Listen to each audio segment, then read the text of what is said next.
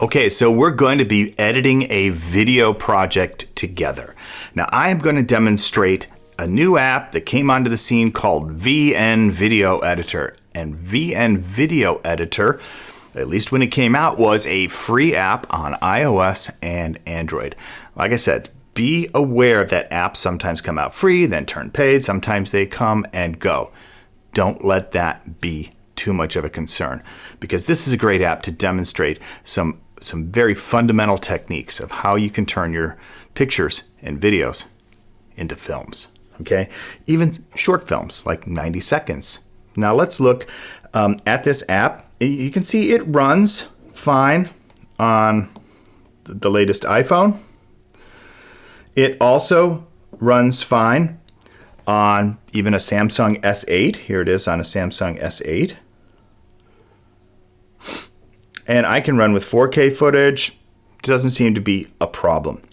We've kind of come somewhere with our video editing where we have now really nice, powerful tools that allow us to do professional work. There's plenty of things to distract us. We'll show some of those because they're kind of fun in the special effects world, and you know, that's fun for like a music video. So what we can do is look at travel videos, travel pictures here, and then also look at creating our own original music real quickly on, well, something like the iPad, so that we don't have any copyright issues when we post it to social media, especially on YouTube. If you post something with, you don't own the rights to that music, you'll get a copyright strike or a content warning.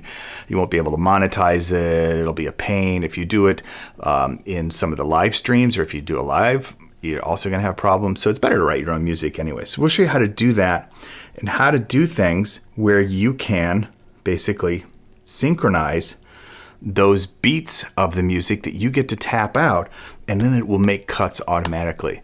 So that is what's being done here in this video. So what I'd like to do is just show you first a screen recording of the video as it plays, so you can see what's going on, and then see the final video. And then what I'm going to do is I'm going to walk you through, and then we'll rebuild it so that you can see how you can quickly assemble your shots into film stories. Okay?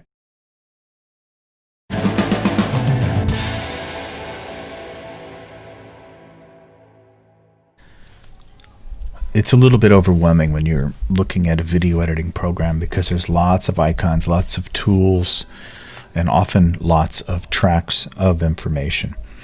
When you're looking at this, I just want you to look at the top of the screen. That's the preview of what the finished video edit would look like. Again, it's a simulation. It doesn't actually become a video until you export it out. So this is what we call a project, and a project is made up of all the materials, the assets that go in.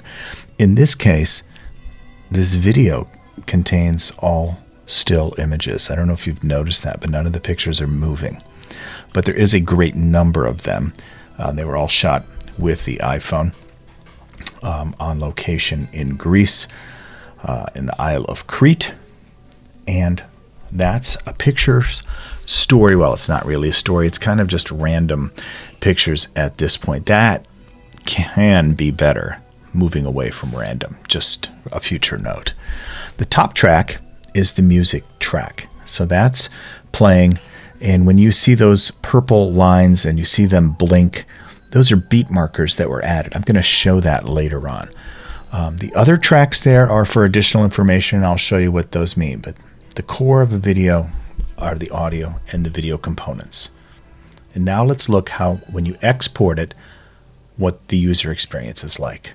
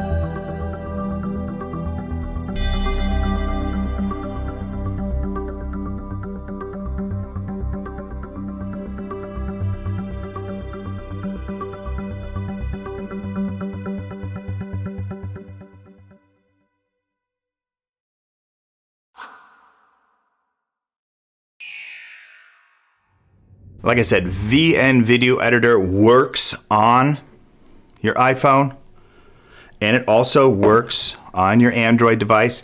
I'm just merely demonstrating here on my iPad because of the larger canvas, so that I think you can see those details a lot clearer.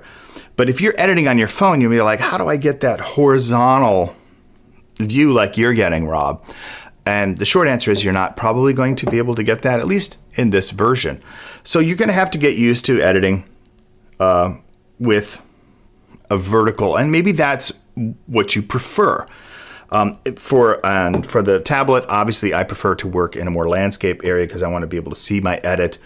I want to be able to pinch and zoom. I want to be able to zoom in, zoom out, look at a macro perspective, go in and do some fine-tuned editing of my project as I go. So now you've seen, I've asked you just to watch this video as it plays so that you can pay attention and start to see what it is that we're looking at here when we're looking at these stripes, these lanes of information. And then I wanted you to see the finished video so that you can see what was happening and try to put together those two things. Basically, with video, we have multiple lanes of information or tracks. We have multiple tracks in the video world for picture stories, usually for interviews, for piece to cameras like the reporters or the presenters do, as well as animation and graphics overlays. There's lots of information. A lot of it can happen simultaneously, and that's where things can get complicated with video. Let's keep things simple. Also on the audio side, we have the same types of lanes of information. We can have music, we can have special effects, we can have ambient sounds, natural sounds, we can have sound pops, we can have voiceovers, right? We can have interviews, piece to cameras, all on different tracks. And they can all blend together to create this immersive experience of filmmaking, of video, of immersive, full sensory contact with a scene. And that's why it's fun to do this with travel pictures. Now, this video I'm showing you really is just kind of a random collection of travel pictures. You know, it was actually filmed while I was doing a tutorial on how to use filters with your smartphone, just in the way that we classically did with black and white photography, you know, in the 35 millimeter heyday of my heyday anyways, in the mid 80s when I was learning photojournalism and fine art photography. And you know what, basically I could make a tutorial on this. I probably will make a tutorial with this information, but I'm just using this as kind of a simulation of what may be already on your device. You've kind of got a random collection of pictures and you want to turn it into a video to share with your friends and family, right? Okay. So that's how that started out. I've also got other examples here where I'll show you where I don't have a random selection of content. I have very specific sequence of shots going here as we hike up this volcano. That's to come in a future lecture. Let's do something really fun and simple. Let's turn this random collection of pictures into a music video.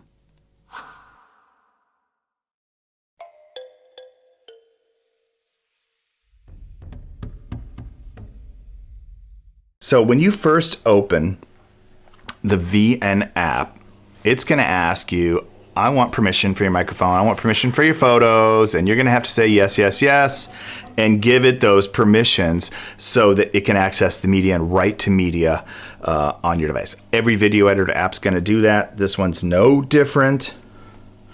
And then if you tap on the plus button, it will ask you, what would you want? And this is where it can be kind of confusing. What do you want to do?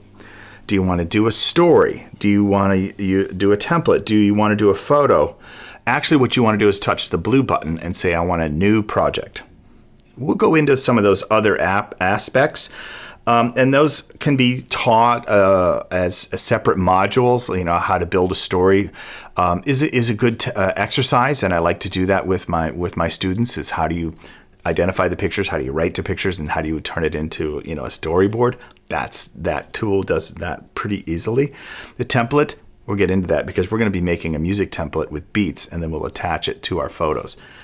And photo just lets you add like text and watermarks and stickers and things to a photo and save it out. Very handy. We're not going to focus on that right now. I said we want to go to new project. And so new project, it's just going to take you right to your library. And so when we start out, what I like to show people is that, look, it's better if instead of looking at every picture, now we're in the Southwest of the United States, I've got screen recordings, and now we're in Thailand. We're back in Berlin. I've got more screen recordings of music that I screen recorded there. I got all kinds of stuff. What is the best thing to do actually before you go into a video editing app is to go and create an album of the material that you want to focus on, So that's really, I recommend. So let's see, what have we got here? I'm going to use, so here's like an album I made from some GoPro shots that I imported into my iPad with the GoPro app of a sunset boat cruise in Thailand. So I'm just going to demonstrate here. This is a nice collection. It's maybe 14, 1, 2, 3, 4, 5, 6, 7, 8, 14 short clips. And that's the key when you're doing this, is to look at, when you're filming, I teach this, don't film long things thinking you're going to cut those up and then cut it into a video made up a lot of little pieces. Videos are made, and films are made up a lot of little pieces of clips of videos, but you have to film them that way. That's the key. So no more than 10, 12 seconds when you're filming. So there's a pro tip for you when you are taking that sunset boat ride in Thailand. So you start to select your shots. And as you go, it will go 1, 2, and so on, right? And you start to also, by the way, in albums, at least on iOS, you can reorder those. So when you get to this point, you kind of got your flow. Let's just take all of them in, and then I will tap on the blue arrow so that it will now ingest that material. I guess it's going to copy it actually into the project. Now, a lot of video editors won't do that. They won't make a copy of the media. They'll just reference it on your device. This one looks like it by default, it's going to copy it. Okay, so that gives you some protection, but it also means it's going to fill up the storage on your device a lot sooner. So do be aware of that. What I like to do is I like to get my projects started to edit right away. I don't wait until I come home from my holidays to do it. I'll sit around in the evening or the cafe and start to look at my shots. Because I've filmed a lot of small material, like a close-up here of the waves, and then, a foot shot. Oh, that's two kind of mysterious shots there. You haven't seen any of the travelers there. Oh, and now you come to kind of a medium shot where it's a selfie. I'm holding my GoPro out, pretending I'm not holding a camera. And you get now the three of us, me and my wife and the guy driving the boat. Now it's just guy driving the boat. Face shot, guy signals, peace. A high angle shot, medium shot. You get to see more of the surf. Oh, hands. This one looks like it's kind of repetitive. So if I want to at that moment, I can just select that shot, and then I get these yellow frame around it. And that's really useful because it does a lot of work. If I like that shot, I can duplicate it. If I want to replace it with a different shot, I can go back and choose a different shot. And these yellow handles here let you determine the length of the shot and where the in and the out point of those seconds are. That's really important to know that those are what that's called. It's the in point is the beginning, the out point is the out. From a larger clip, maybe the clip is 7 seconds long, we're taking these 3 seconds that start here and end here, okay? Or I could just delete it. In that case, that's what I wanted to do there. Or I could just delete it. In that case, that's what I wanted to do there. Okay, so I like that. It's got this matching the action. His hands, both hands are on there. Now we're focusing on the hands. Back to a medium wide shot. Back to us, and now we've come into port. But maybe that shot needs to switch positions with the other one. So I'm going to tap and hold here. And then I've just changed the shot order. So now I'm going from there. The man is driving. Maybe it's what he's looking at. He's coming into port, sees another driver there. You see how they have these huge engines on the boats, right? up to us, face shot, selfie in other words, and then looking out at the sunset. Now it's an over the shoulder. We've picked up some new passengers, French-Canadian women who start singing Let the Sun Shine In. Now this may not happen on every sunset cruise, but it happened on ours. And because I'm using my camera to document reality, to get little shots, these vignettes, I'm able to take those 13, what were 14 shots, and bring you aboard that same cruise. Now, how much time is this taking? Now, if we look at the bottom here, for every clip, we'll see how much time is on there. This is a 12-second clip, almost 13 seconds. That could be too long.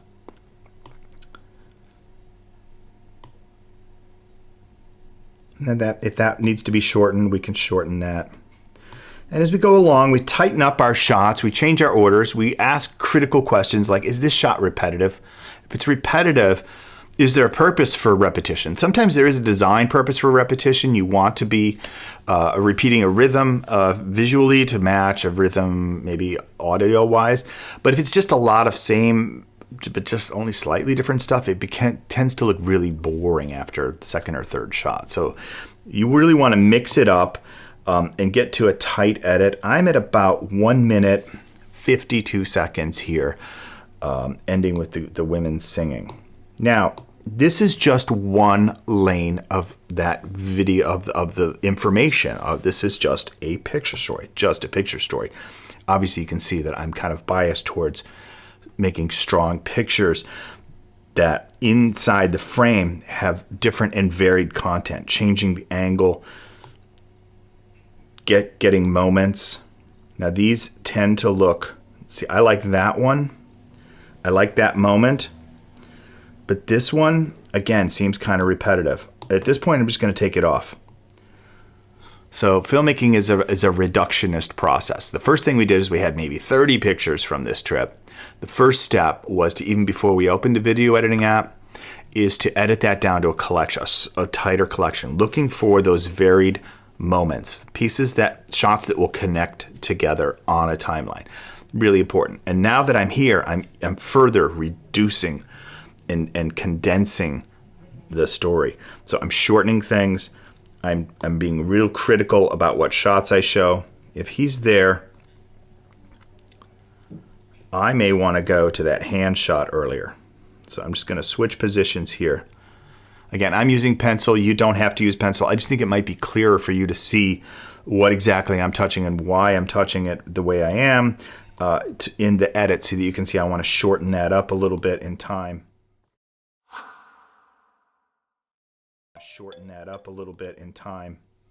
If I want to zoom in, I just take 2 fingers and zoom in. So you can see there's a lot of things here. Now I could replace that clip it's saying, or I could just cancel. I don't want to do that at all. There's a lot of other buttons down here that we could be sitting here and playing with. I haven't even started on that stuff. I want to get my picture story locked in first. That's what you want to do as well. Because once you have that, now you have choices. I can say, let's do text over video. So now I can use this lane of information to do, I don't know, I could put a title on it.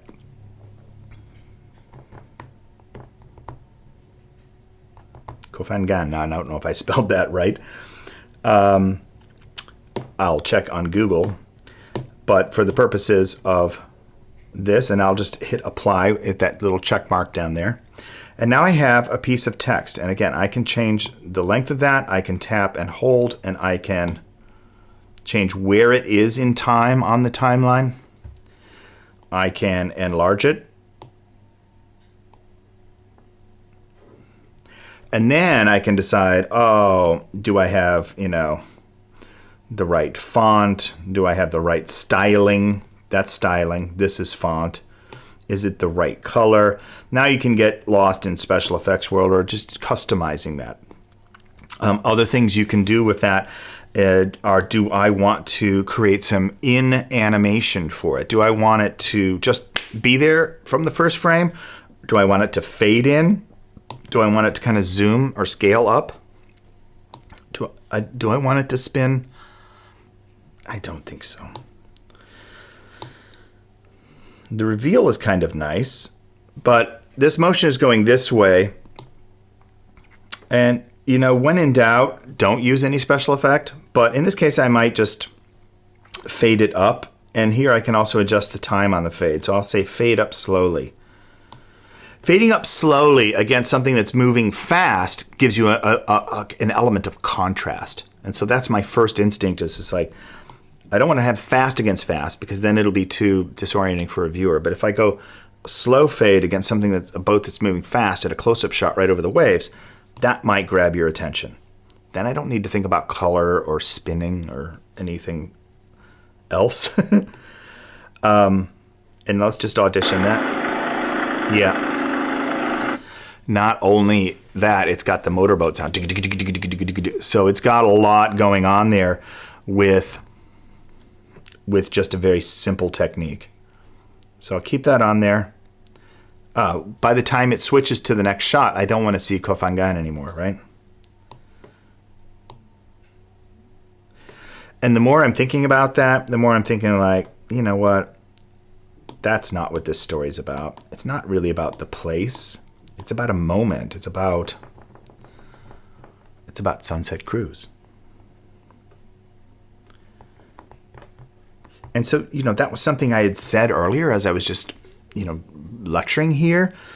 And so I'll often do that. I'll reference little notes as I'm doing it. I was like, that's actually probably the best frame for what this story could be about. A Sunset Cruise. Okay, you could go through and repeat that process, add, and just do text over video. Just have the natural sound of this story come, and then you could provide further details with just text.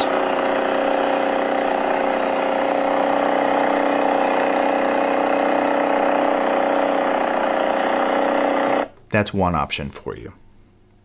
In this case, I'm just probably going to keep that as a title.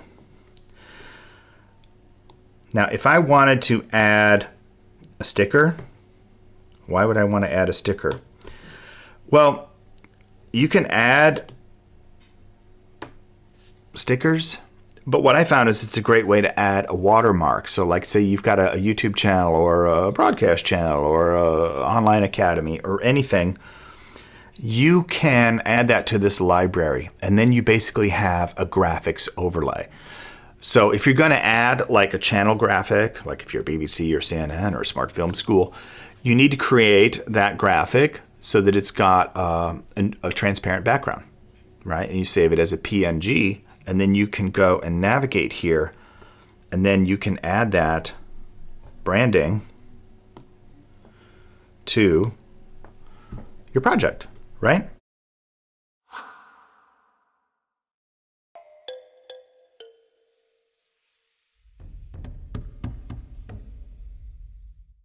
Now we can start to deal with the audio side of things.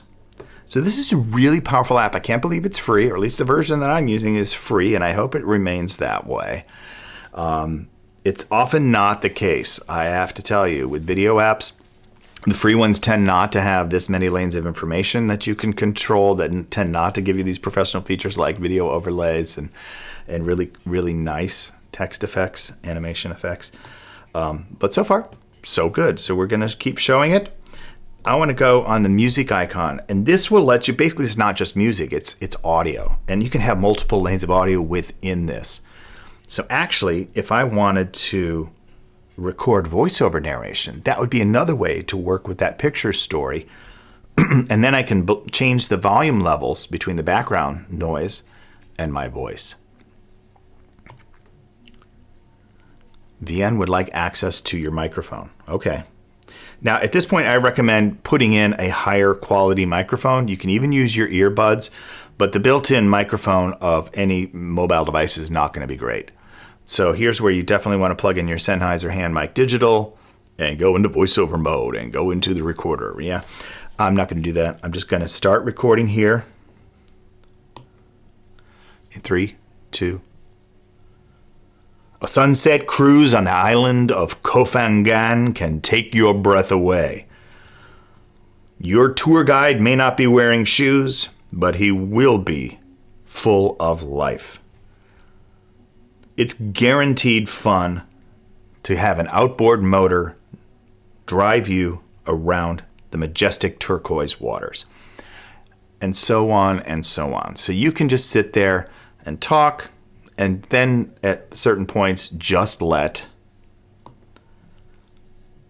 the natural audio breathe, and then you can pick it up again. Now, after you record that, you can audition it. Oh.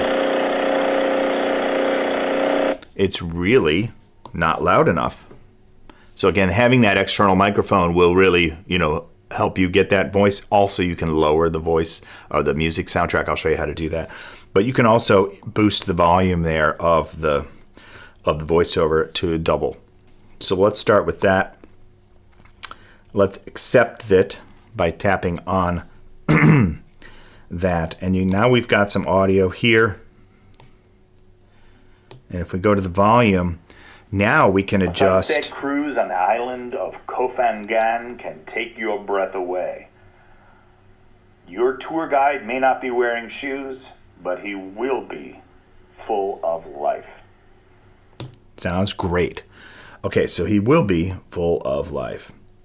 And so what we want is then the volume of these tracks where the video is to be a lot lower volume. So I will tap on this, and then I will look over here for the volume icon. You see all these different icons? Now I'm touching on the volume icon. A sunset cruise on the island of Kofangan. And it's going to play with the voiceover at the same time, so you can get that right level. That's 22%. Cruise on the island of Kofangan can take your... A sunset cruise. Let's say 18%. Kofangan can take your... 18%. Now here's the trick. I could apply it to just this one clip, but actually I'm going to apply it to all of them. And now all of the video clips on this line will be at 18% volume to work as background music, natural music basically. And that will... Full of life. It's guaranteed. Right, and so let's say, and full of life, right? Now I can split that.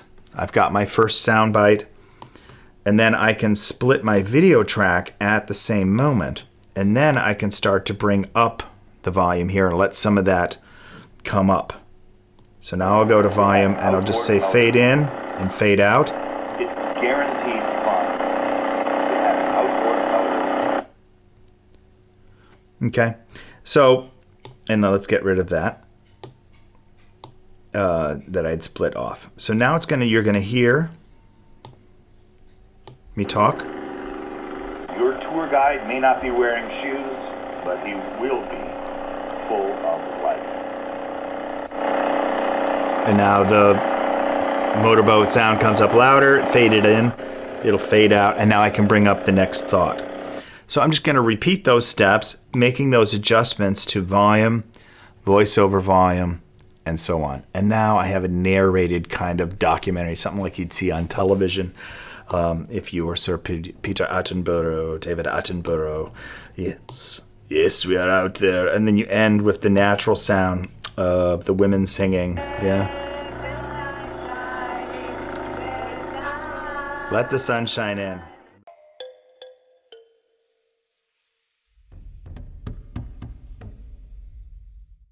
I know that is a really good way to work with the material that I'd filmed on that trip. And so that's what I wanted you to see, a real live example here, so that you can now do a project where you look at pictures on your film, turn them into a visual sequence, a picture story, edit that through the steps of reduction till you get a really tight edit, then give it a title, put that title on the track, and then start to work with voiceover.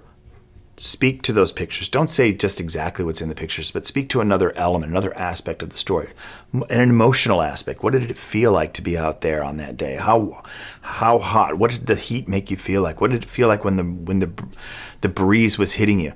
don't speak to what's in the picture, but write to those pictures. And that will give you a nice, rich story to go along with the ability to edit those different layers of storytelling on the different tracks here. And so that's the VN video editing app. If I didn't want to use VoiceOver, let's say I wanted to add music instead, let's just get rid of that VoiceOver. Let's pretty much adjust the volume of the first clip here to 0 and then apply to all. So now I have a silent movie. Okay, it's going to play, but no audio is going to come. That whole track, all the clips in that track are muted. Now you'll see sometimes with other video editing apps that there'll be a way just to mute that track or just adjust the volume up or down there. But here is the way that it works in this app. So now when I'm going to music, I'll say music, and it'll say, oh, where? I've already got some music in here that I added. Or you could select music from iTunes. Beware, copyright music, going to get you in trouble almost every time. But I've got something here called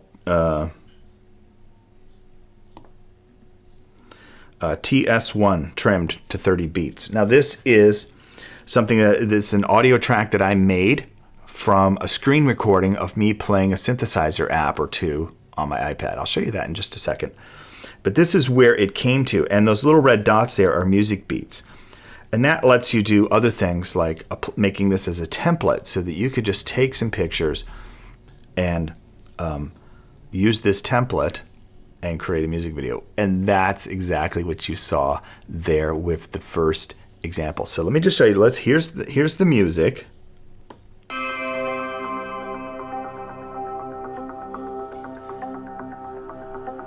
It's got some motion, so it kind of works, maybe works with this.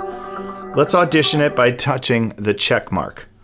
Okay, now it's up here on the timeline. And it's just about the right length. Look at that. So I tend to make movies about 1 minute, 30 seconds long. And that's a great target. If you're looking for like 90 minutes, I don't want to spend weeks editing. I want to enjoy my holiday. But I want to be able to sit around the cafe and cut this into a nice video, or sit around the hotel room and cool off after a hot day with a latte or a cocktail or some sparkling water and be able to get that out and move on to the next day's adventure, right? So I can post this, and every day people can come with me on my travels. And it's not going to be like watching grandma's slideshows. It's going to be hot, man. Check this out.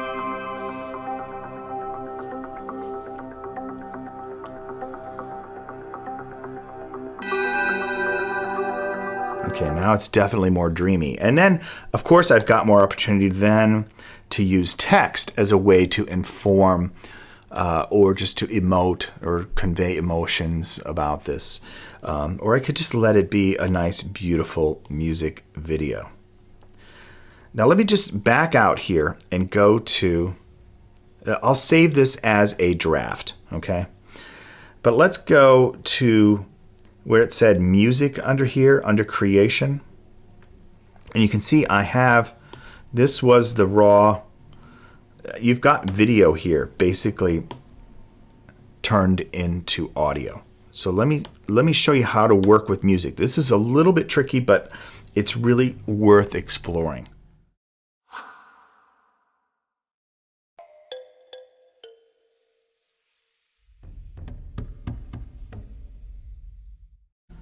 Let's go into something like Touchscaper. Touchscaper is an app, costs a few bucks, but it's a really nice one for generating music videos. Now I've got all kinds of modules that teach iPad music production. This one, Touchscaper, is a whole series. And what's really cool is you can just kind of set a key. It's like, I would like to be in, G major. Nice upbeat key. Here's all the chords.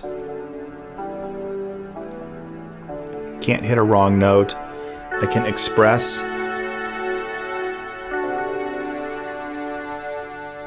So maybe I play my video over here on my other device, or, you know, maybe I export a version of just the silent movie, and I'm watching it, and then I'm going to screen record myself over here playing along, right?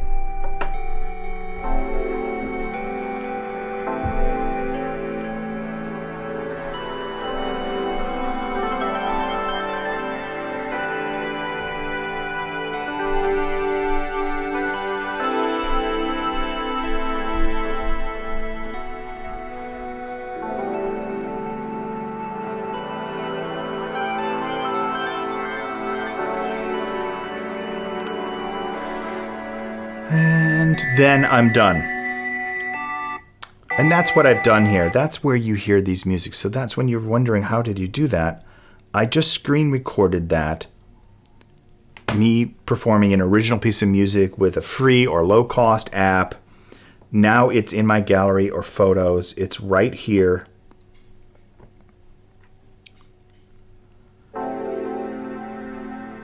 Free music.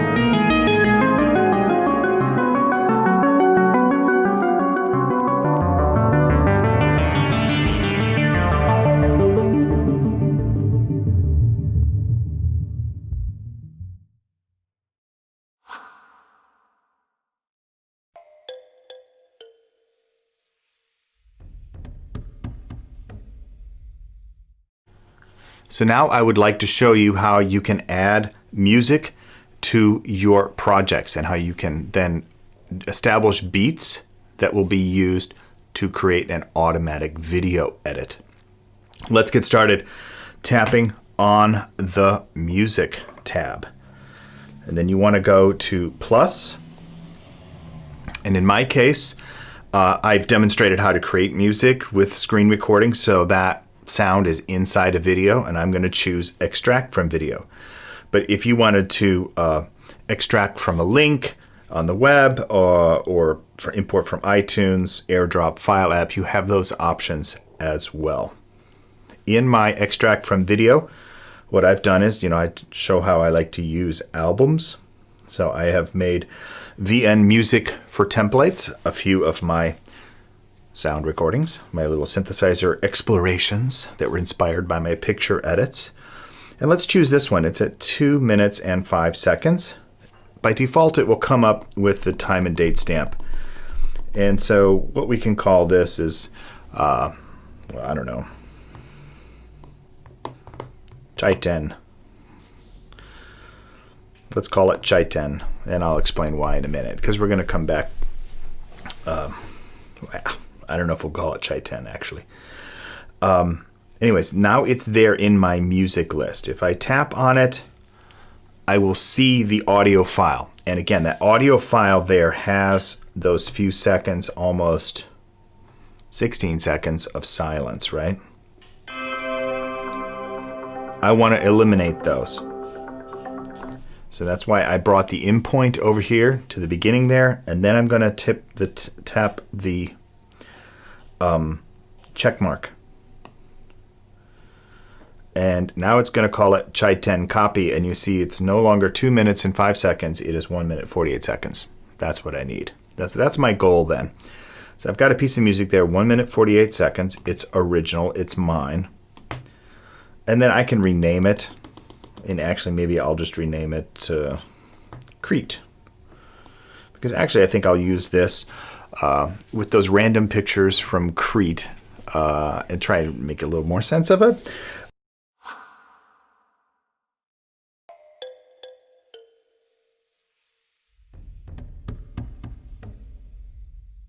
So I could just now use this piece of music and just add it to a project like I showed you before. But what I want to do with now is I'm going to start with music and I'm going to establish beats. And what beats will do is give a data clue to the software, the program, the app, if you will. That's a point to change to the next shot. So this can save you a lot of time on your video edits. And the way we get doing that is we tap on the music beats. And if I play, okay, it'll start playing. Each one of those bells, I want to go bing right there. I want to hit the flag. That's beat 1.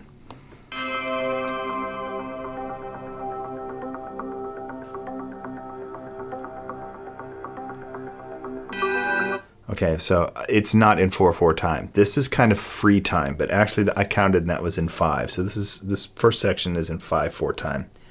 You don't have to know that. You just have to know where to add that beat. Let's play again.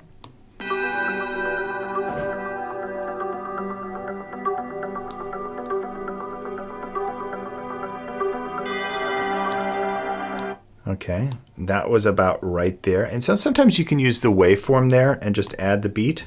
You can just go back and audition, see if I got that right. Yep, I think so. Let's go to the next one.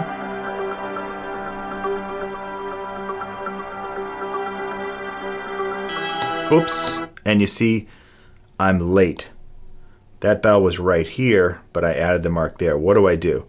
No big deal, just tap on the mark and you can just get it right where you want, either forward or backward in time, or you can delete it, okay? And that's what I did with this piece of music. When you're done, you just save it, okay? And now when you can see, I have 1, 2, 3, 4 beats established as that. And I can create a template with that. I can use that as a template. But right now, I'll just close it. I'm just in music right now. Now, what I had done earlier, and you saw that video, is I'd use that same piece of music, and I went through with the music beats, just like before. Except going to 4, I went to 30. Okay? And then there was a section there where there was a faster rhythm for the bells ringing.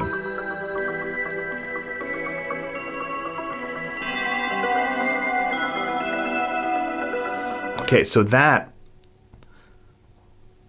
is a section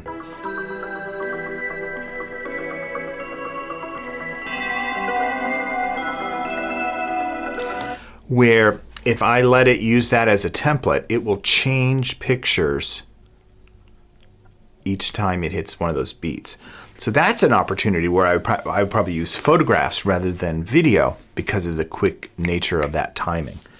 So that's the other thing you can do here is you can create videos from pictures. And that's really the trick to the first piece of video I showed you.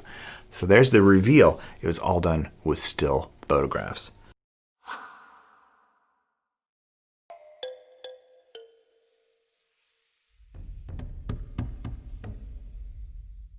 I want to create a new project. And what I want to do with this project is just take some, this time I'll take some random pictures of driving, right? This time we're driving through the national parks of the Southwest in January, which is really unusual because that's when you're going to see all of these, the snow features there, right? And then there's a train, and then there's just more driving, and then there's Route 66. I'm up to 23. What do I need? I need like 30. I'm just going to take a few other just random pictures here from Mount Kofinas in Greece, where we filmed some time lapses. Okay, so I just chose 30 random pictures from 2 different trips, just by way of example, because I know I have a piece of music where I have marked 30 beats. I'm going to use that piece of music and where those beats are to automatically change pictures from this video selection. Tap on the next button there with the arrow, and it's going to process it. Again, it's going to bring in all that video. This might be time consuming. So if it is, I'll probably pause the video and then pick it up. Just looking at it right now, it's about 5%.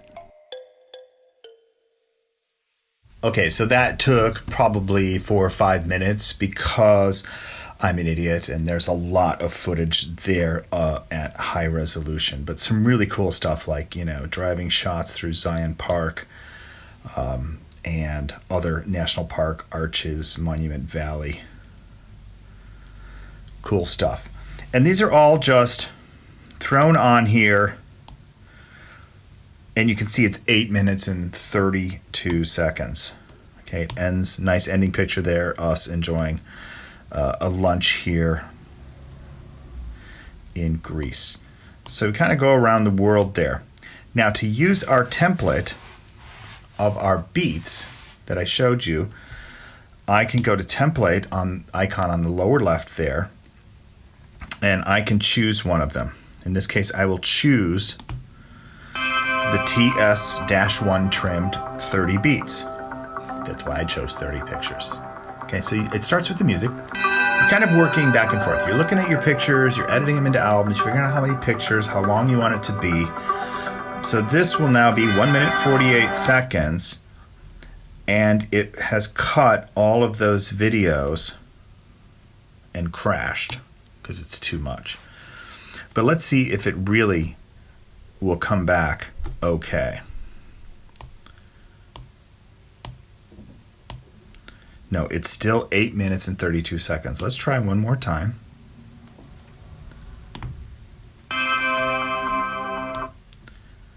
I want to use that and go next.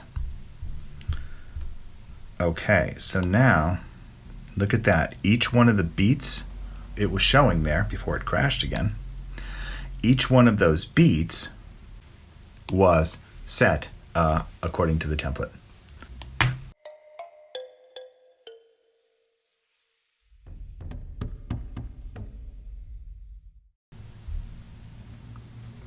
And play it now.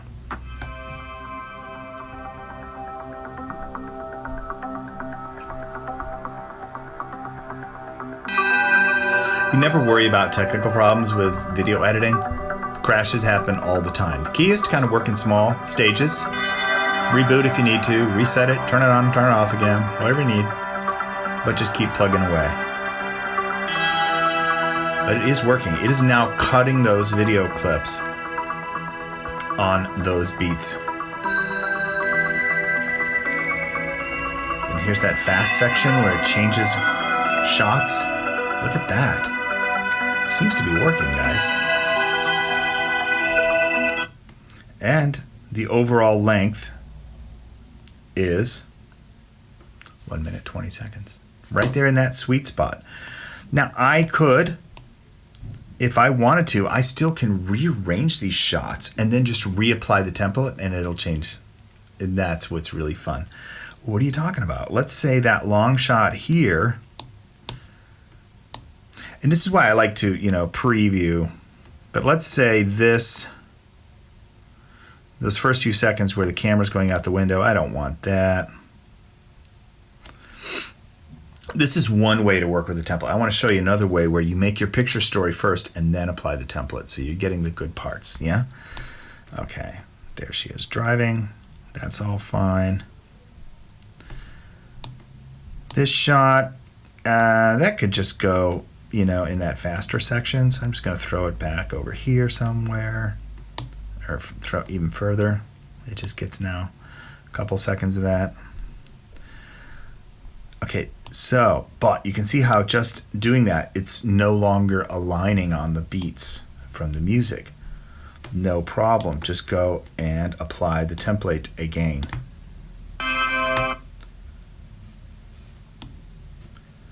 And now all those cuts will match. So it will cut on the beat. And you don't have to sit there and take each video clip and listen to your audio and do it. So this is a huge time saver, and it's a really cool way to make your music video from your travel pictures.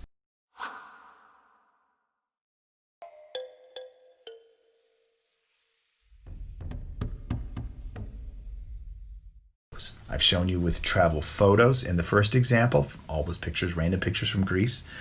Here we are very specifically choosing a different set of pictures, but these are all video clips, got cut down from 8 minutes 32 seconds to about 1 minute 20 seconds. Takes us around the world, and then when we're ready, we can export this. Okay, we can export this at the default resolution, which will be 1080p. That's full HD. Sounds perfect. 30 frames per second. Why not?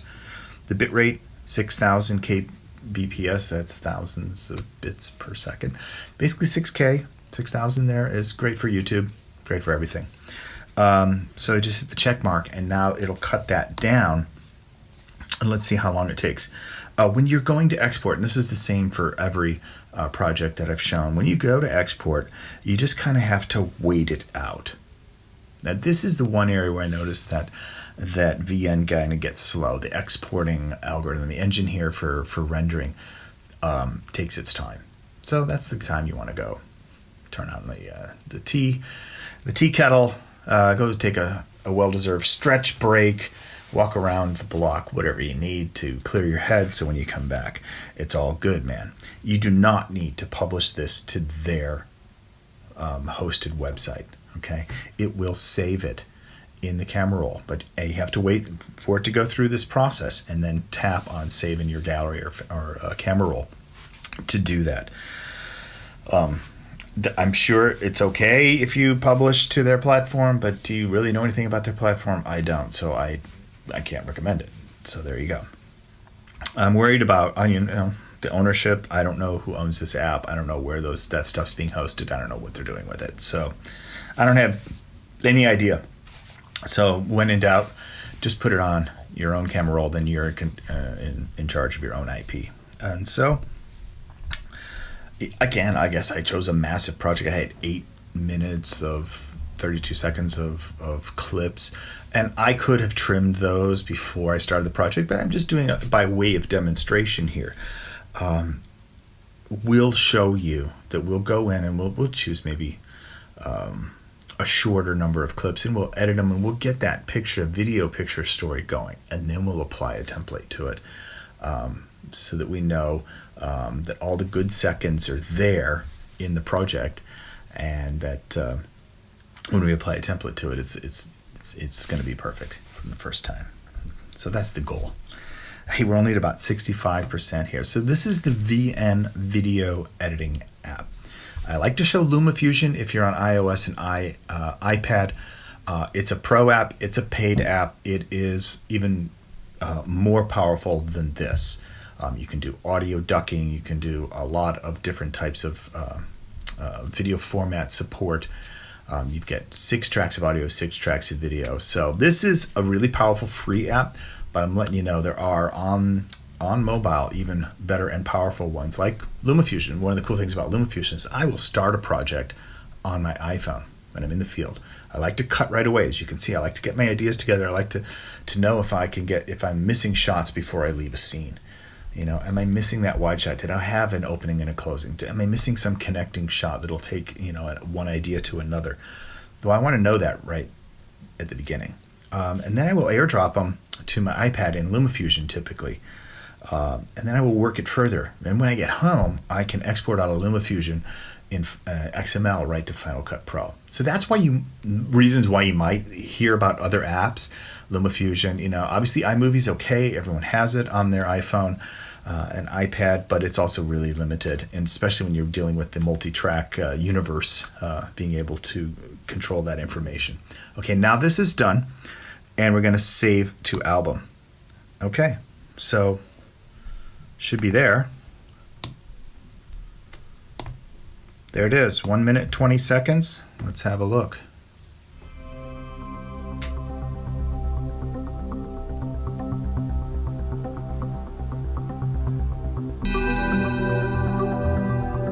Okay, now I should say all of these shots were shot here. You're seeing with the iPhone 11 Pro Max.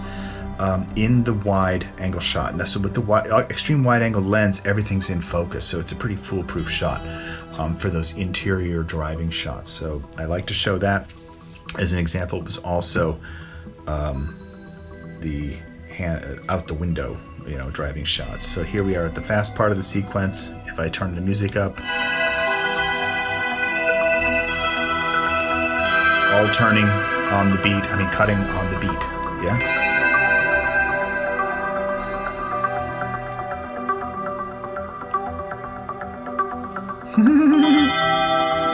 Oh yeah, here's that great part of Route 66. Oh, here we are up on a mountain, and a cloud just formed. Time-lapse. Magical. Having lunch. Over the shoulder. Again, filming shots from a couple different angles that allow a connection to happen. And this is just a pretty random as you saw it. I really did not really think about it beginning, middle, and end, but the music keeps it continuous.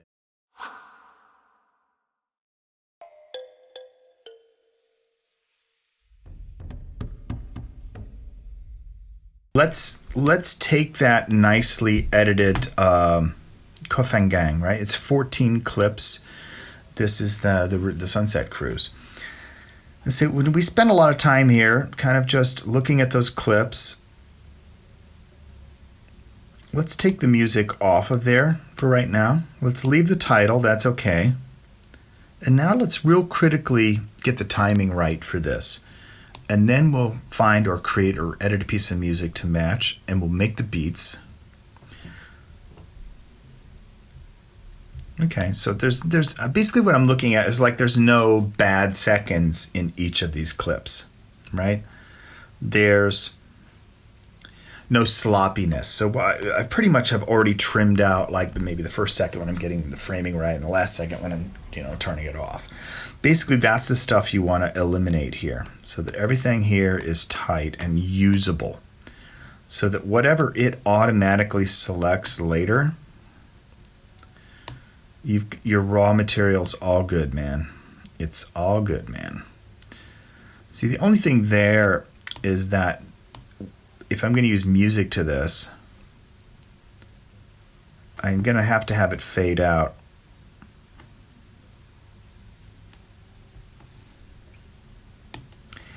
At some point, because we're going to need to listen to this.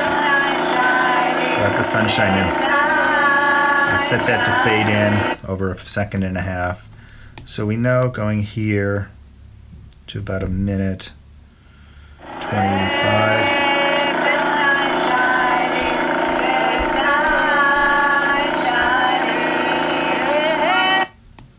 Yeah, there was no alcohol involved, I assure you. Let's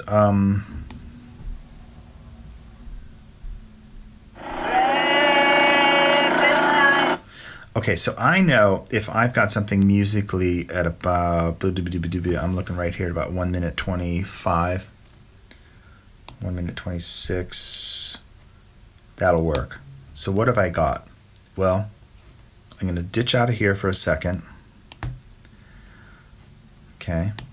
I'm going to say, show me my music that I've imported into my library here. Do I have something about a minute? Well, I've got something here that's like 127. What I could do is, let's use this. Let's use this. Let's listen to it real quick. Okay. 3, 4, 1, 2, 1, 2. So there's a chance there to put some beats down. How many beats, how many cuts do I want it to make? Well, let's go back and look.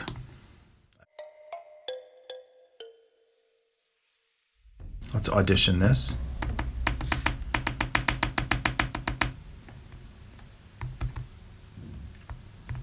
Let's call it 50 Cruise. Okay. And let's listen to 50 Cruise. I think it's going to be fine. So 50 Cruise, let's listen. It starts right away, so there's no dead space we have to kill here at the beginning or trim it. So we'll leave the trim where it is. And we'll go in here and we'll create some beats, 13 of them.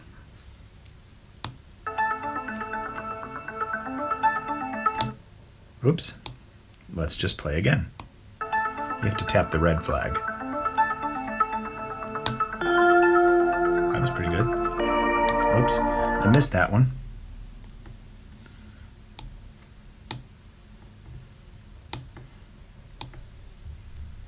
Oh, still got to go further back. Yeah, eliminate that one. I think it's about right there. Yep, right there. I'll just get rid of it. So that's another way to do it. You don't have to move it. You can just tap the new one in and then be done.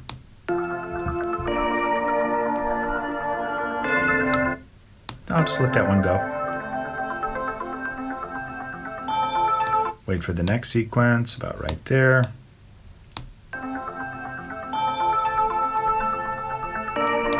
Yep, the next one's right there. And we're already up to number 4. 12. And we'll go 13. And then we'll let that kind of fade out to become, yeah. So that's kind of perfect.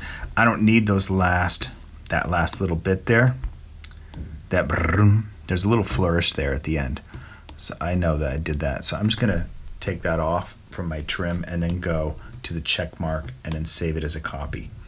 So now I know that has 13 beats. So I might just give myself a reminder. I've got something now with 13 beats in it, which means I can make 13, it'll make 13 edits if I apply it as a template. So I'll go back here to my clip and I will show you the edit. The way I had just edited all the good seconds. It is currently 1 minute and 36 seconds. Oh, here's the director's credit. We don't need that. I'll just delete it. I'll apply my template. Work with this template now on this project. You can see that's the right project. Let's see what happens here. Yep, it looks like it's cutting there on the beat. Next shot. Next shot. I'm more curious what happens at the end.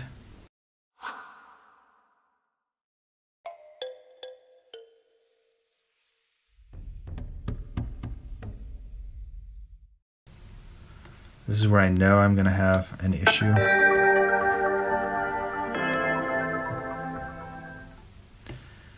Where I wanted to hear them. So I need to fade that out earlier.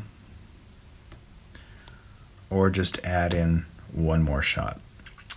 So I could do that. I could go plus.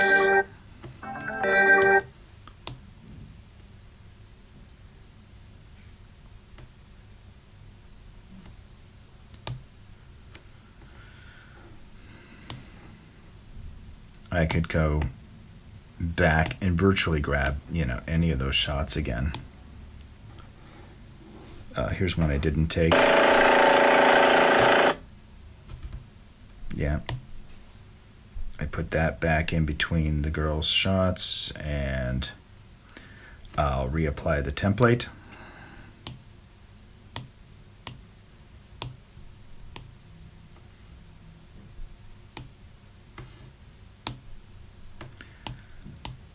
And it should be cutting. Nope, it's not cutting there.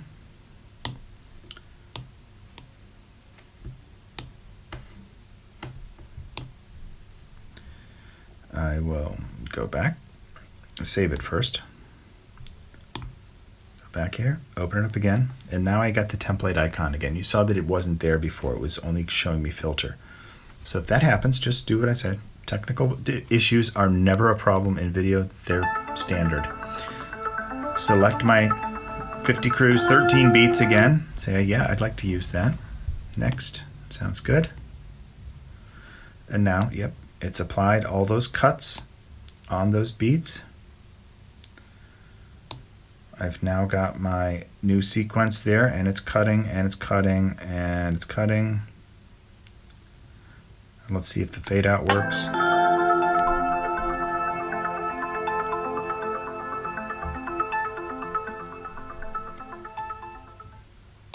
Still could be. So here's where you can actually then override that and just take manual control back. So the automated process is good, but it's not really perfect. And now when I play,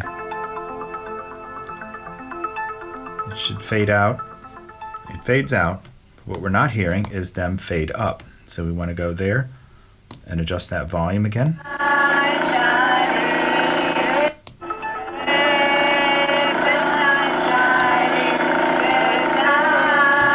That's a guess. Let's hear how it goes.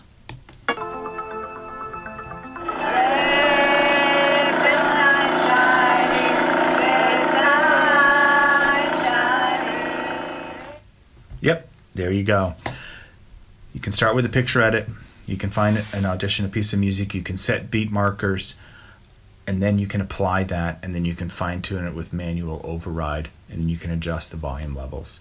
Hey, my name's Robb Montgomery. I do this full time. I hope you're enjoying this, and I hope that you're having fun making travels and making travel pictures, and now editing them into awesome travel videos. All right, happy filming.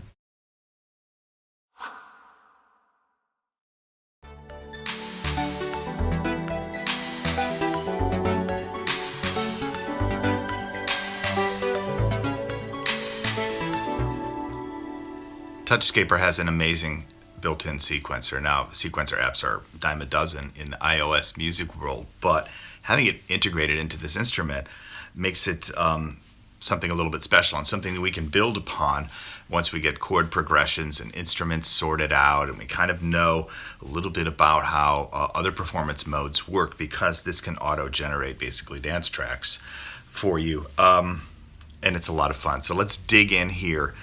And this is now where we will bring up that chord looper. So now, you know, that instrument, this controller that I said, it's probably a good idea just to hide away at first until you get the understanding of some of the other controls. Now we're going to bring it to the forward. And I'm going to show you here that these buttons on the outside, these icons here, there's an arranger, there's the player.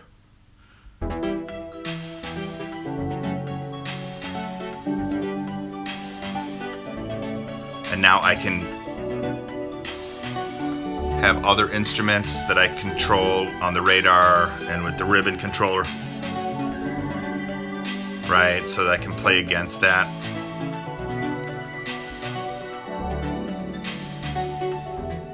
Start and stop there. So that's just with that lower left button there, start and stop to a beat, okay? What it's going to be playing is a sequence that you program here and here, okay?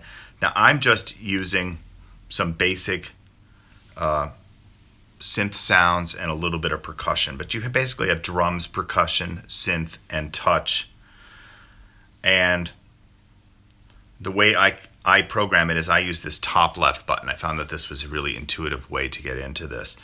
And it looks like I've thrown a bunch of Yahtzee dice here, some six-sided dies into some of the cells here. So if you're familiar with like a 16-step sequencer, you know, some of these things might be familiar to you, like, you know, a bass drum, a kick, a clap, a hi-hat, cymbals, things like that. And you can basically look at several different patterns that you can program here And like with the synthesizers on patch number 3, for example, I've just randomly just touched some of those places. Unbelievable. Now that the thing about the numbers 1 through 6 of the dice, basically this is going to feed information into what the developer calls a probability engine. So it creates a certain amount of randomness, musically oriented randomness, with 6 being the least likely to be a variation each time the pattern changes, and everywhere in between different numbers. So if you experiment with that, you'll see, like, so on pattern number 3, I've got synths, and then I've got some percussion here, and no drums. Okay, I'm going to turn off the chord looper so we can just focus on just this sequencer. And you see, for each of those sounds, like for percussion, I can change the instrument that's being used to play it back. So I can use an 808 or 909, a Linn drum machine, a DMX, SDS, or 727. So these are like famous sounding drum machines. And so with your pattern, you can audition it.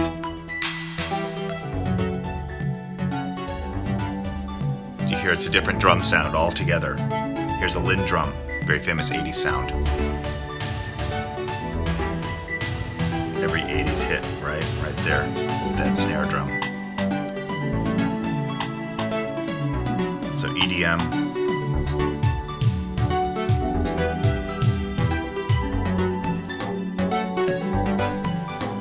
And the same with the synthesizer. So using the built-in instruments, you can make it sound like an OBX or an SEM, which is another Oberheim product, Mini Moog.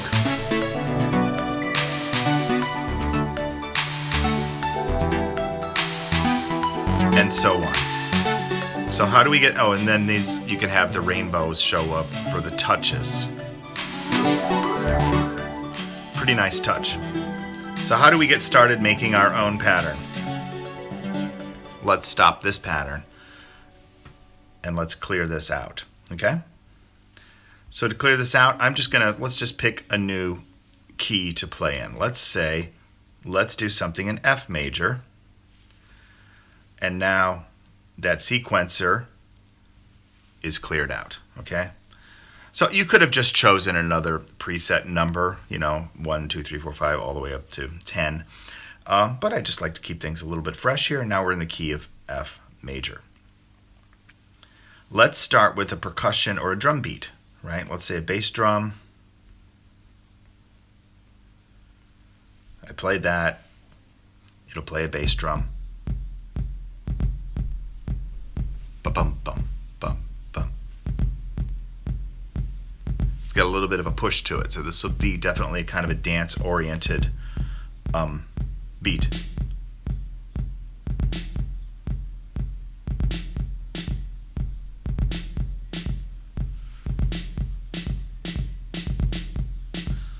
That's enough for a simple pattern. Now I can build on maybe a synth part over that. Here's what I do. I just kind of randomly touch. If you don't like that synth sound, you can go with, an OBX.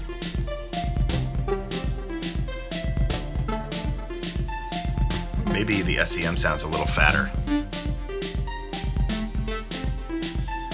And then with percussion, I could add maybe, you can see there's a clav, there's a rim shot.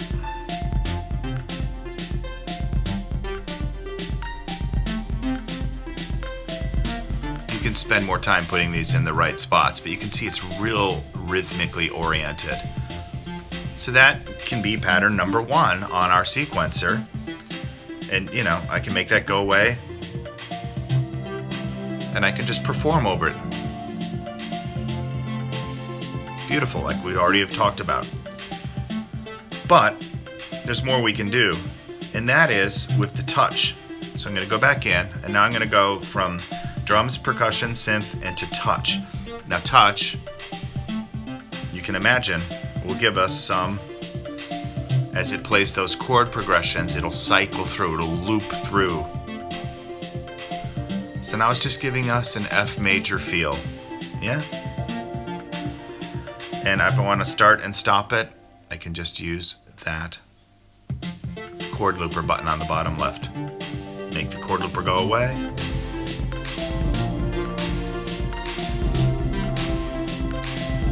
And what's cool is that these touch instruments that I'm using here in the radar and in the ribbons, they can be different instruments. So I can set those instruments here. You can even create your own instrument. So here I can use dark strings for voice A and analog brass for voice B. I've called that Robb X, Robb OBX basically. And now,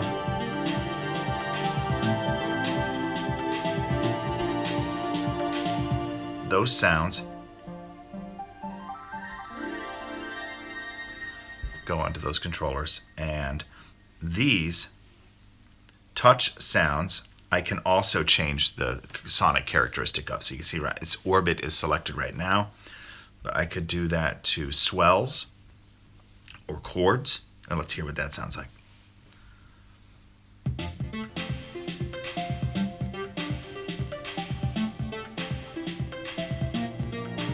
There's swells. And look, I want you to have some fun with the sequencer. I just showed you how to get started with it, so have fun. Hey, Robb Montgomery here at the Smart Film School, and we just had a nice little dive into some preliminary chord progression building, which is one of the really strong features of this app. One of the other really strong features of it is the way that it can layer instruments. So let's go back to the top right corner and touch that folder icon, and then tap the tab, goes to instruments. And now you can hear an audition with the first touch, different sounds.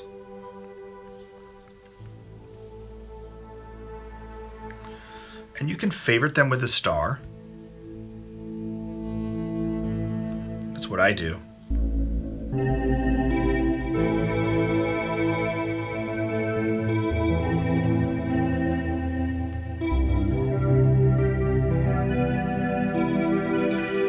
What I find is when I'm writing new music, I'm either inspired often by a first exploration of just, hey, I'm looking for a new tone, a new sound to brings a new mood, a new feeling. And so I'll start often with instruments. And then, or I'll start with a key. I'll just say, what does B major sound like? I don't know that I've ever written a song in B major before. And just see if that inspires you. And then you just kind of switch between both and say, okay, what's a good sound for B major? Maybe that one.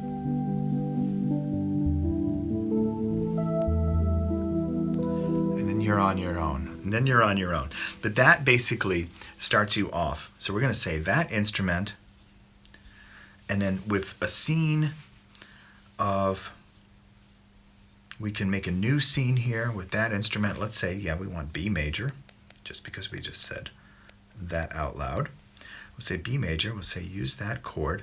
And now we've got our first chord in B major with this sound. I can just say generate chords. There's a tab down there for generate chords. And all your current chords except B will be replaced. And it will use the B major scale. So now we've got B major.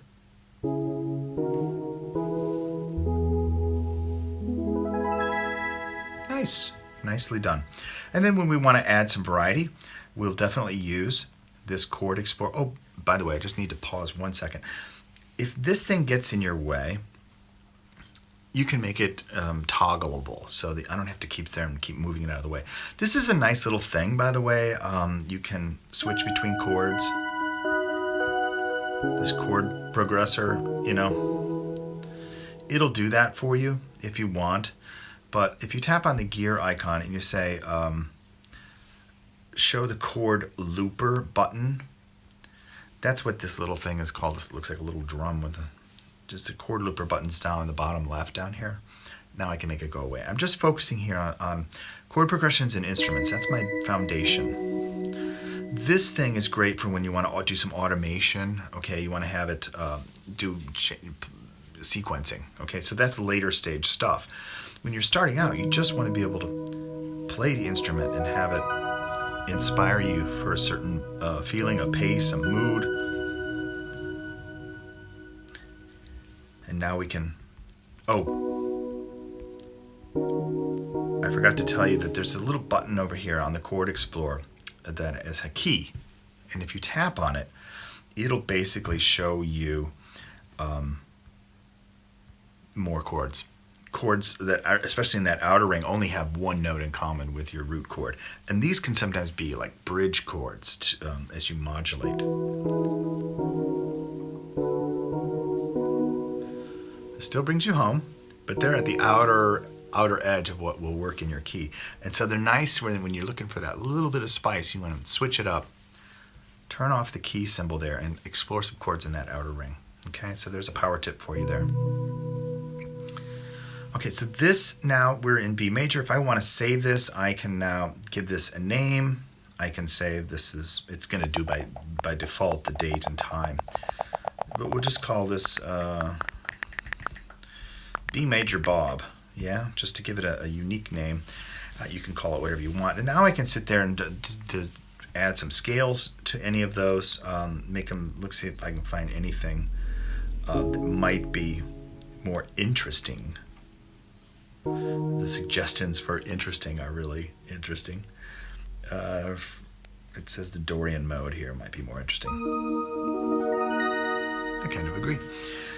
It's so much fun. And then you just save. You just overwrite B major Bob. There is advanced work you can do. So if you really wanted to dial into, behind the scenes here with which scale notes will be used from, D sharp, Dorian, minor to build that, you can do that. And you can add that chord to the chord looper, which was that thing I disabled. So that's where you do that, is under advanced.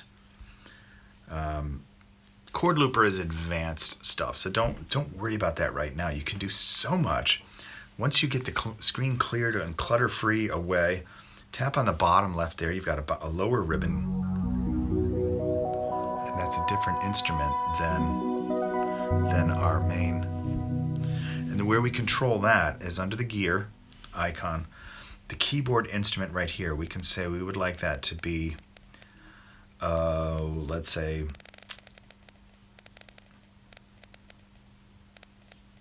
swirly sweep, set as a ribbon instrument, yes?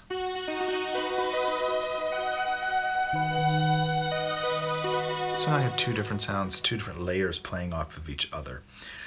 And that can give me some richness.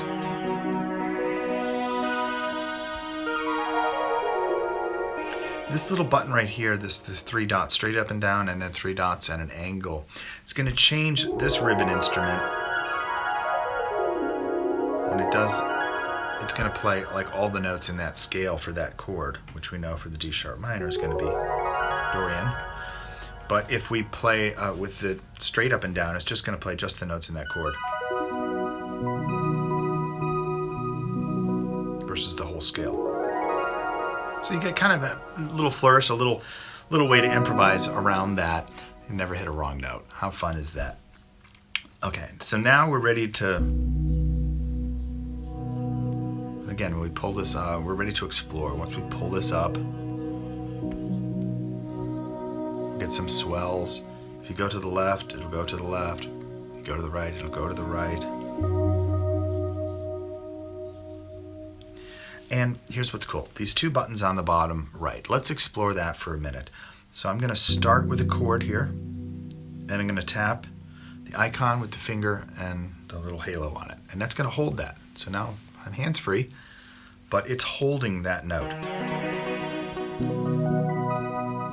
And if I tap the world icon, or the little nucleus of the atom, you hear it? It's starting to randomly orbit each of those touches. So that kind of gives me a base. And then I can change chords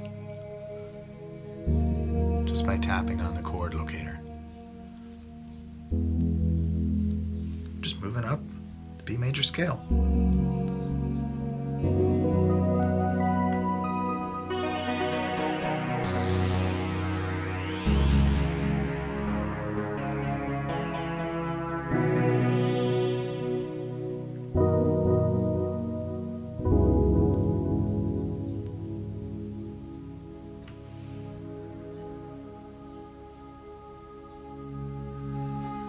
You see how I switched there to a new pattern? I held it with a longer extension and then animated it again with the orbit. And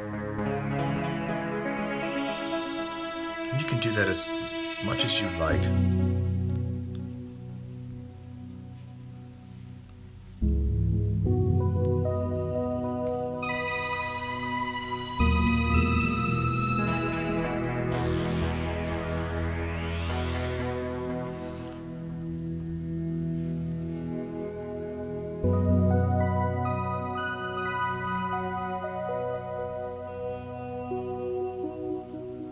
And then just tap off of those icons and you'll get a nice satisfying resolve to your piece.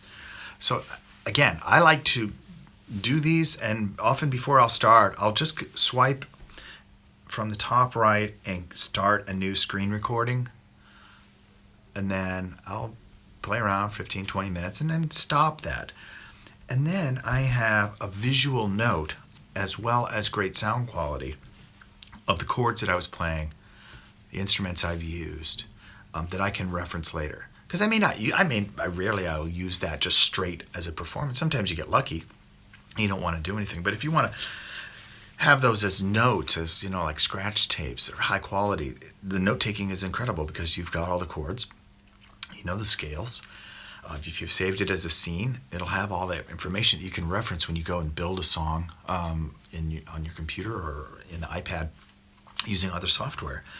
So it's really powerful as a composition tool. Now, if you want to change the mix of those levels of those instruments, we'll tap up on the icon of the speaker. You can see that the main instrument volume and the ribbon instrument volume, as well as the master output. Now, what I do is I always, on my synthesizers on iPad, always bring the master output down a little bit. Because I notice sometimes when I do screen recordings, it'll get distorted. So there's a power tip for you there. And then just save those and start exploring. So why don't you do that? Make that kind of your first self-assignment here. Just kind of get the screen to looking where I've got it right now, where the chord looper button is hidden away down there. Remember, you get that from the settings. Chord looper button. You can toggle that. Pick a note, build a key, build a new scene, explore an instrument that you like as a main instrument, then change the one for the ribbon. Remember, the main instrument is changed up here under the folder, Instruments. And then the ribbon instrument is changed over here under the settings. And on this one, you have to choose it, and then you have to say set ribbon instrument, and yes. So it's like a few more presses. But they're from the same list. So as you start to get familiar with the sounds of the different instruments, you'll be able to quickly get it there from the ribbon instrument. Okay.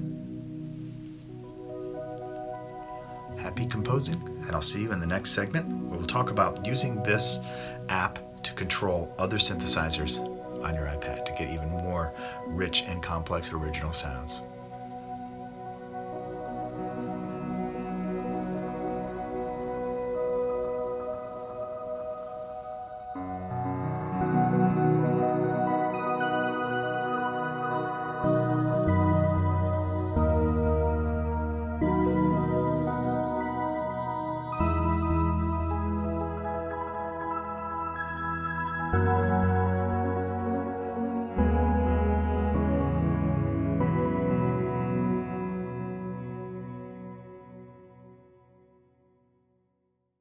Sometimes when you're editing a time-lapse sequence like this, shots from Greece, you want to put the right music to it. And sometimes you just can't find the right music, or you don't own the rights to it. So why don't you make your own? Here is my palette of synthesizers on the iPad. And today I want to show you something called Magellan 2. It's a really incredibly rich sounding synthesizer. It really does a lot of the classic analog styles, and it's not playing samples, it's actually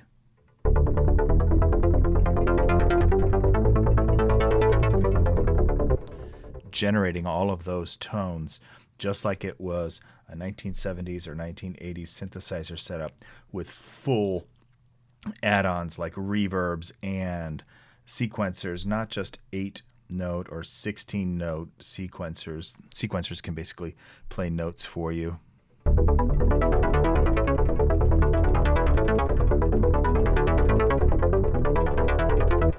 You see it cycles through D2, E2, F. Those are different note values, you know, D2.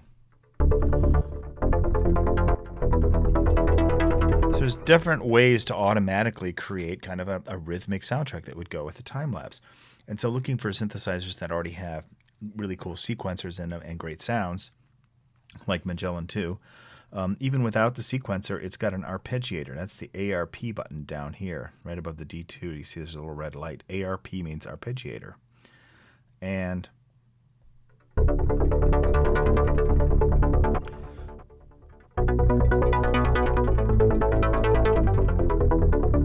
could even turn that off, and you can hear what the raw sound like.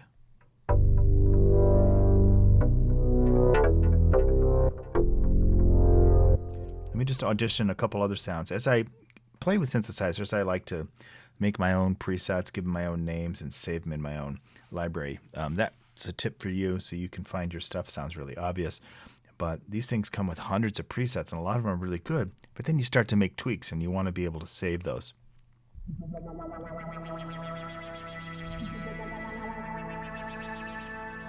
Let's try the arpeggiator and go to legato there.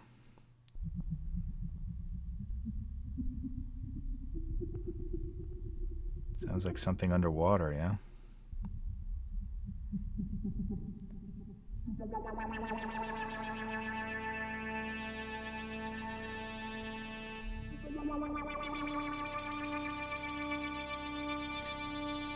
Look at how I'm sliding up and down the keys here, and it changes the sound.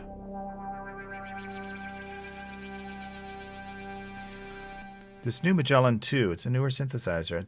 They're starting to get more advanced expressive controls. Anyways, when you find something you like, whether it's dance machine,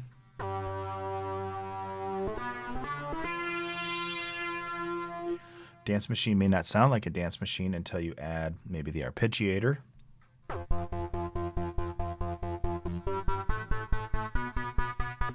And you play a little melody. Or you try the sequencer, SEQ up at the top there. And let's just try.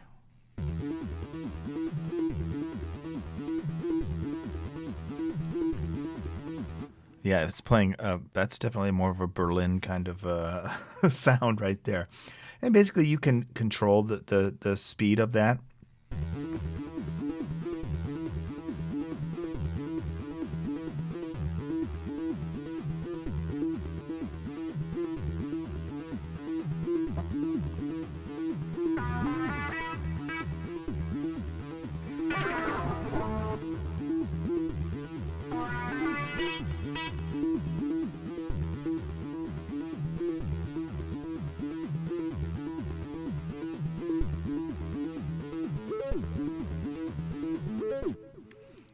And on those sequencer controls, you can just slide different notes there, and it'll play that now.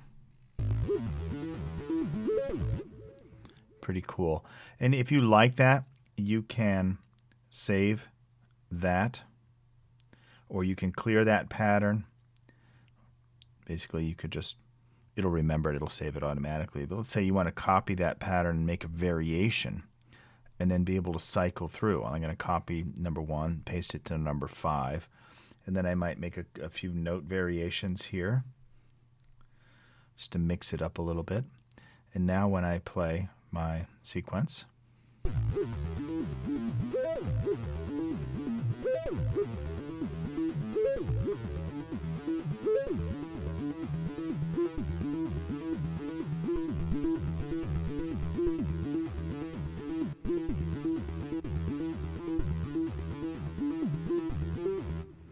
you can really have some variations as maybe you're just laying down a bed track and you're going to write over it. Or you just want something that just drops right in and works perfectly with a time lapse. And I'm going to switch back to my hot mess to show you that. Now I've got my sequencer. I've still got the conjurer. There are many different sequences that are in here, and you can just kind of experiment with those. And this is just kind of cool that you can play the sequence and then kind of ad-lib over it.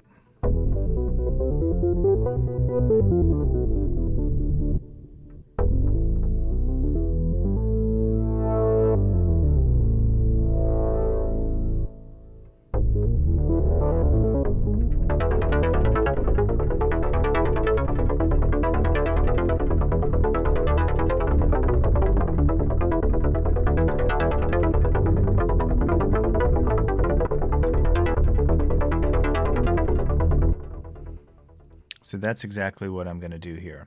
And what's cool is I can just record that using the tape machine function built in.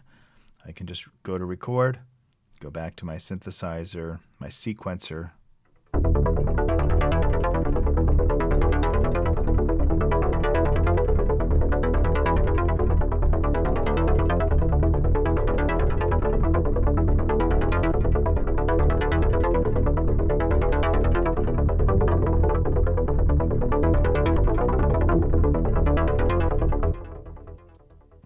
And I do that until I get something I like. And then I can go to that recording and I can rename it. I'll call it, well, that's all right. And then hit return. Now you notice there's a little bug there where you couldn't see the letters, but it's okay. I was just typing on the iPad keyboard and hit return and it saved it. And you can see it's called All Right. And see, All Right is in the recordings. And so if I wanted to play that back, I can play that back. And I could export it. I could email it. I could send it to Audio Copy app, which is a free app, or I could send it to the files directory. And then when you go into Files,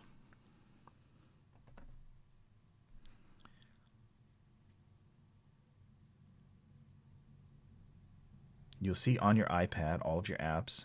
And then in Magellan 2, in the rec folder, oh, see, I saved All Right. It put it right to the root folder of Magellan 2. But you really don't need to even export it, because if you go into the rec, which is short for recordings, you'll see all the recordings there. And from there, you can bring them right into LumaFusion. You can bring them to Final Cut, any video editing program, and put it together with your time lapse. So that's what we'll do. We'll just select one. I think this one called Flute Loops is pretty good. And I'll share it and airdrop it right over to LumaFusion or to my Mac Mini. Okay? And then I can bring it right here into the Final Cut Pro program, and you can see how it works. So that's an easy way. Now, the app's not free, but it's totally worth it. It's a few bucks, but like a few $1,000 worth of sound quality. There are some free apps that I can tell you about, but they just don't have those full functions. But one that's a lot of fun is one that's called AudioKit Synth 1. So definitely check that one out. It's a free one. It's open source, and so it has a lot of sounds like a DX7 would have. And again, these guys put in a lot of love. They put in a lot of free presets there. And what I do is I go in and make my favorites, and I found a lot to like there. And then I've also written some soundtracks.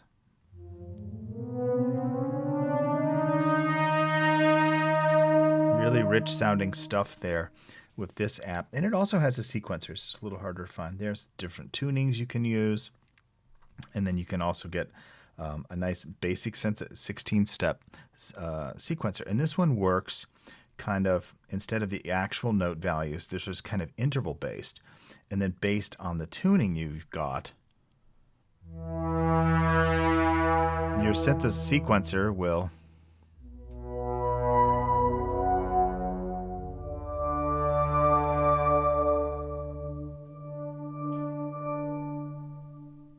I've stepped all the way to 16 steps. I'm playing the sequencer, not the arpeggiator. And here we go.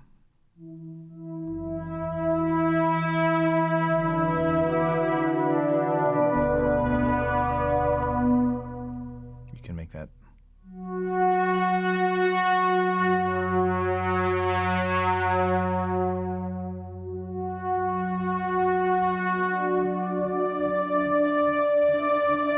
See, it's putting that other rhythmic element there. Boom, boom, boom, boom, when I speeded it up there. Boom, boom, boom, boom. So it's a lot of fun to experiment with these. And when you get something you like, just record it. And then you can either make it a loop sample, or you can bring it right into a mixing program or into the audio tracks region of your favorite video editor.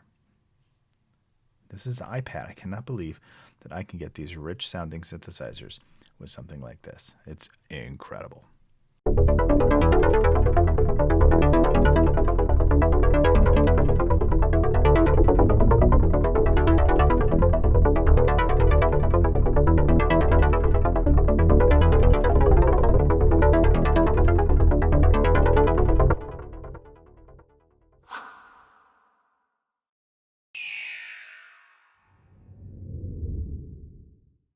Hi, my name is Robb Montgomery, and I love telling big stories with small cameras. Sometimes I can shoot a film with a smartphone and have it screened in Hollywood at a major film festival. And you can too, if you follow the techniques in the methods that I teach in the Smart Film School and use the tools that I do, which include LumaFusion. Take a look at this project. This whole film was shot and edited in the world's highest treehouse in Laos. Let me just show you a few seconds of that film to show you what it looks like to put those small pieces from small cameras and make a really big story.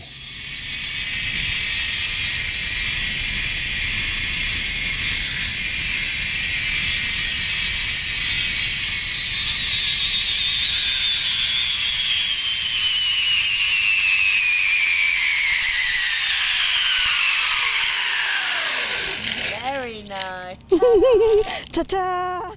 The beauty of this story is I didn't know what story I would find when I went to the treehouse. I didn't know that one of my traveling partners had a drone, and I was able to bring that footage into LumaFusion. I didn't know that other partners would have DSLRs and GoPros and would be able to put a couple of their shots into the film. But we all had really small backpacks, and we had to get as much filmmaking power as we could in a really small package. Working with small devices and LumaFusion to edit your projects lets you work in a very organic and immediate way to see if what you're observing with your camera is working to help advance a story idea.